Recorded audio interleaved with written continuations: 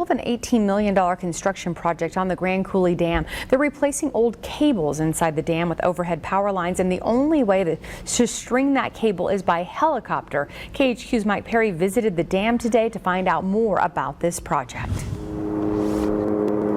The hum from this helicopter could be heard hovering over the Grand Coulee Dam for much of the day, as it helped construction crews string thousands of feet of cable from the dam to these towers. The helicopter is the only way to go. The U.S. Bureau of Reclamation determined the oil-filled cables currently hidden inside the dam have gotten too old and worn out. We want to replace them with overhead lines, which would be easier to maintain. So they hired Wilson Construction to complete the challenging project that started back in February. They've already built 6 towers on the hillside opposite of the dam. Now the next step is to string 54 conductor lines from the dam to their switch yards. There's not necessarily another method to go this distance, so what we do is we fly the rope from up atop. We'll fly the rope with the helicopter, threading both towers to the dam, and then we'll pull our hard line, pull our big steel cable back up the hill from the dam up top, and then we'll hook it to a running board and pull all 3 conductors back to the dam. Chad Devine is the general foreman of this project and says his company has had lots of experience using helicopters.